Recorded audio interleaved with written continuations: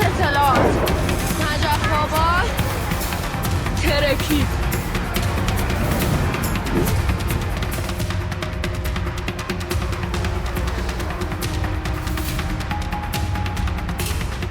सबसे पहले तो अपने भाइयों को ईद की बहुत बहुत मुबारकबाद। लेकिन इसके साथ साथ आज आपको कई और महत्वपूर्ण खबरें दिखाऊंगा। अभी तक मसला चल रहा था कि इजराइल तक मारक क्षमता, फिर मसला था भाई अमेरिका के जितने बेस बने हुए हैं और उसमें ताकत भी दिखाई ईरान ने। ऐसा नहीं है नहीं दिखाई ताकत और चुपचाप नहीं बैठा। और हाँ, अमेरिका और इजराइल की तरफ से भी जो हरकतें की गई उसका माकूल जवाब दिया गया, ये भी बात सच है।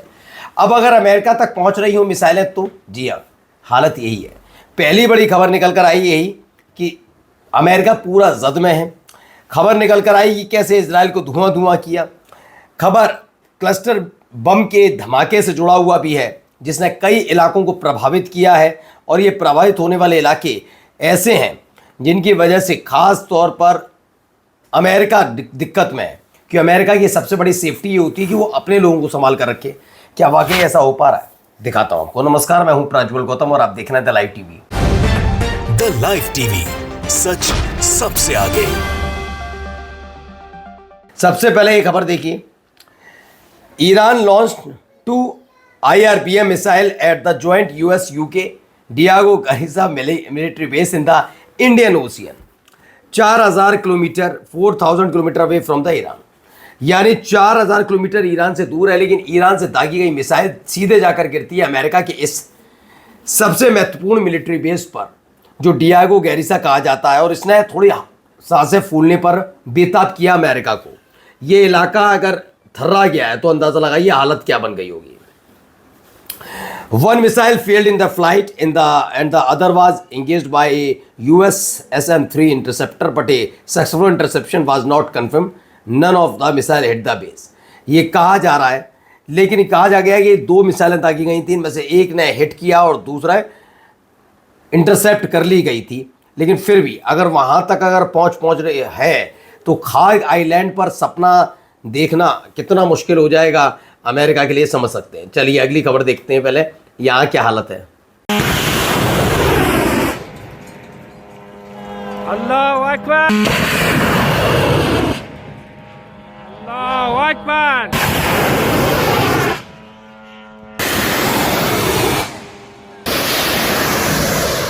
ये ड्रोन अटैक की वीडियोस निकलकर सामने आई जहाँ ईरान की आर्म फोर्स ने अनाउंस किया कि army launch drone strike at dawn targeting Israeli military infrastructure.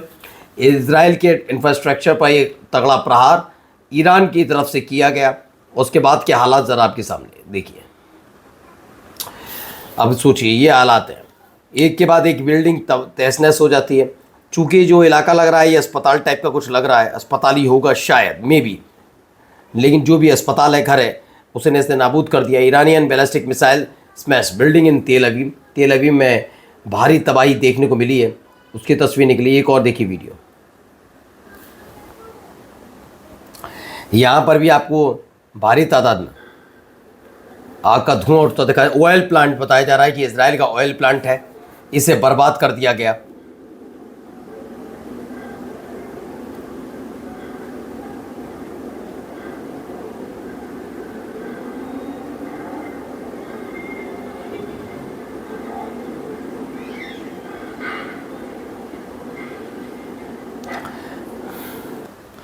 तो दावा किया जा रहा है, पूछा जा रहा है कि भैया कि क्या वाकई ऑयल प्लांट है, और वाकई ऑयल प्लांट निकल कर सामने आया। उन्होंने ग्रोक ने भी कहा yes this video match footage from the fire at Israel Bazan oil refinery in Haifa Bay after Iranian missile strike on 9 से 20 मार्च 2026, यानी 19-20 मार्च के बीच इस पर हमला हुआ था। उस समय की ये तस्वीर निकल कर सामने आई। अब एक और वीडियो जो हमने अभी दिखाई थी, हमले के बाद की वीडियो है। दावा इसमें यह है कि ईरान की क्लस्टर बम से इजराइल के रेशोन लेजोन इलाके में कई इलाके प्रभावित हैं। किंडरगार्टन के भीतर डैमेज का ये वीडियो देखिए। इंटरसेप्ट होने के बाद भी मल्टी वॉर हेड वाले मिसाइल डैमेज कर रहे हैं। यानी कि ईरान की ताकत, जिसके बारे में जिक्र हम लगातार कर रहे हैं कि ईरान की ताकत ताकत ताकत, और वाकई ईरान की ताकत नज़र आई भी। कोई बहुत वैसी बात नहीं कि इधर उधर की बातें हैं या लफाजियाँ हैं। अभी से देखिए। बसीज वजारत इत्तलाआत نجف بابا ترکید.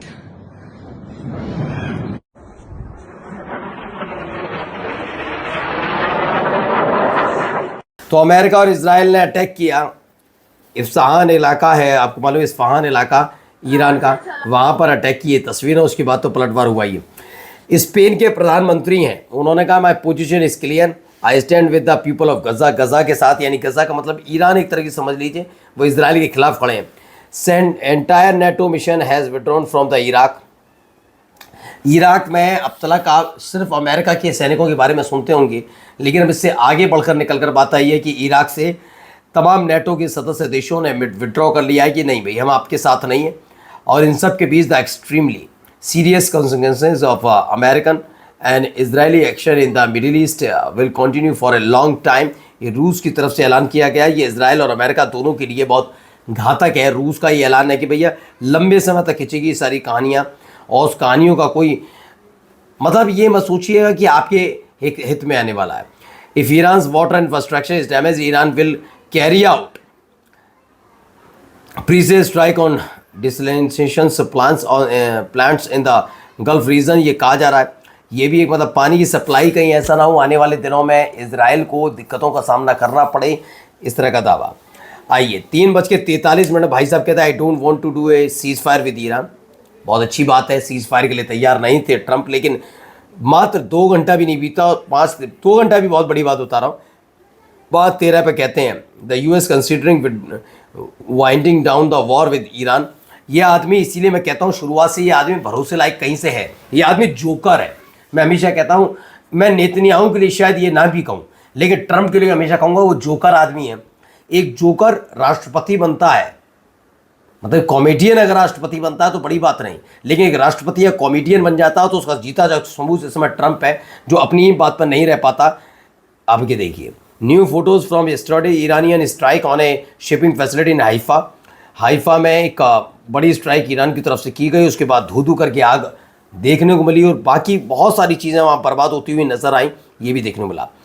अब यमन के हूती लड़ाकों ने अनाउंस क्या किया सऊदी अरब के लिए, जॉर्डन के लिए, यूएई के लिए, try to intercept a missile heading toward Israel. They will be treated as a part of Israel. We warn the Arab countries, especially Jordan, Saudi Arabia and the UAE, against intercepting the missile coming from the Iran and Yemen and the entire resistance axis against the Zionist entity. उन्होंने कहा कि चाहे Saudi अरब हो, Jordan हो और UAE, इन तीनों को धमकी दी है उनको कि आप इस बात को समझिए, अगर ईरान की तरफ से या फिर यमन की तरफ से यानी हूती लड़ाके दागे या फिर जो भी ईरान के समर्थन में युद्ध लड़ रहा है लड़ाका संगठन, अगर वो कुछ करता हो तो इंटरसेप्ट करने की कोशिश ना करें। Netanyahu has cancelled his appearance at the CPAC Hungary where he was selected to speak as the guest of honour. इन्हें जाना था भाई साहब को, लेकिन नहीं जा रहा है। अब नहीं जा रहा है, क्यों नहीं जा रहा है ये बताने और समझाने की अब ज़रूरत इसलिए भी नहीं रह गई कि पिछले कुछ दिनों से अपनी फजीयत इसराइल करा चुका है। जो बात सच्चाई है, कम से कम जैसे कि अली खामनेई साहब के लिए ईरान ने माना, वैसे ही कम से कम इसराइल को मान लेना चाहिए। लेकिन क्या ये मानने के लिए तैयार है? मुझे तो ऐसा नहीं लगता ये मानने के लिए तैयार है। उल्टा ये हट धर्मेदा खाकर अपनी फजीयत कर रहे हैं। वही तीसरा इजरायली F-16 लड़ाकू विमान मार गिराया गया। ईरान ने एक बड़ी स्ट्राइक की जिसमें एक और इनका F-16 लड़ाकू विमान मार गिराया गया है। और जाते आते खबर जरा उसी से रिलेटेड जरा देखिए क्या हालत हो गई। देखिए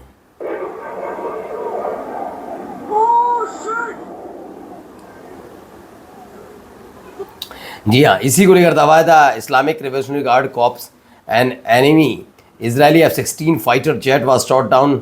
ये 3:45 पौने 4 बजे मार गिराया गया है। नमस्कार।